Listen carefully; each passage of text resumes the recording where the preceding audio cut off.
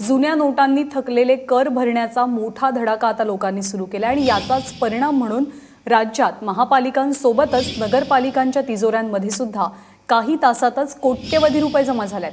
पुणे महापालिकेत अवघ्या 3च तासात विविध मिळकत करांपोटी 5 कोटींची रक्कम जमा झाली आहे। त्यापाठोपाठ कल्याण, डोंबिवली, जळगाव, धुळे आणि नांदेड या ठिकाणी सुद्धा लोकांनी थकलेले कर भरण्यास सुरुवात केली आहे। केवळ आजच जुन्या नोटांनी कर चुकवता येणं शक्य आहे, त्यामुळे सर्वच थकबाक्या क्लिअर करण्यासाठी लोकांनी मोठी गर्दी केली आहे।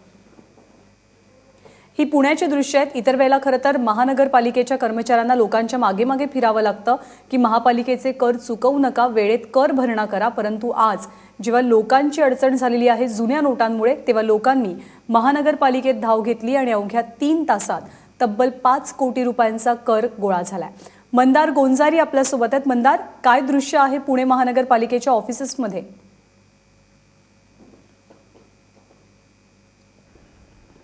ज्ञानदा, खरं तर मिळकत कर गोळा करणं हे पुणे महापालिकेसाठी, फक्त पुणे महापालिकेसाठीच नाही तर सगळ्याच महापालिकांसाठी मोठी डोकेदुखी असते। महापालिकेचे अधिकारी अनेक वेळा अनेक प्रकारचे प्रयत्न करतात, परंतु लोक हा कर सहसा भरत नाहीत।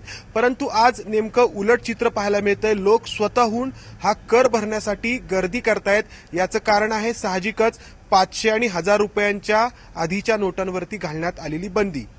या नोटा कशा खपवायच्या हा जो प्रश्न लोकांसमोर आहे, त्याला एक छोटंसं उत्तर या मिळकत कराच्या रूपाने लोक शोधताना आपल्याला दिसतायत। पुणे महापालिकेकडून ही संधी साधली गेली आहे आणि लोकांनी मिळकत कर भरावा यासाठी पुणे महापालिकेकडून एक SMS-ची यंत्रणा देखील राबवण्यात आली आहे। लोकांना SMS केले जात आहेत आणि तुमच्या 500 आणि 1000 रुपयांच्या नोटा मिळकत कर भरताना स्वीकारल्या जातील असं लोकांना सांगितलं जात आहे।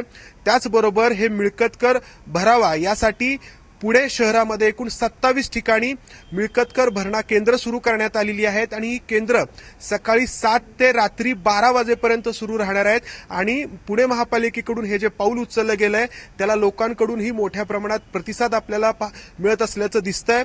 कारण आतापर्यंत म्हणजे 1 तासापूर्वीपर्यंत म्हणजे 12 वाजेपर्यंत पुणे महापालिकेकडे 6 कोटी 10 लाख रुपयांचा मिळकत कर जमा झालेला आहे, जो मिळकत कर भरण्यासाठी पुणे महापालिकेला वेगवेगळे प्रयत्न करावे लागतात। याच्या आधी आपण पाहिलं होतं की पुणे महापालिकेकडून हा कर भरावा यासाठी अक्षरशः लोकांच्या घरासमोर बँड बाजा वाजवण्यात आलेला होता, त्यांना दंडाची इशारा देण्यात आलेला होता, परंतु तरीही लोक हा कर भरण्यासाठी तयार होत नव्हते। परंतु आता 500 आणि 1000 रुपयांच्या नोटा वटवायच्यात, केवळ या कारणासाठी लोक पुढे येत आहेत। अनेक वर्षांचा लोकांचा कर थकलेला आहे आणि त्यासाठी लोक नोटांची बंडलं घेऊन महापालिकेमध्ये गर्दी करतात।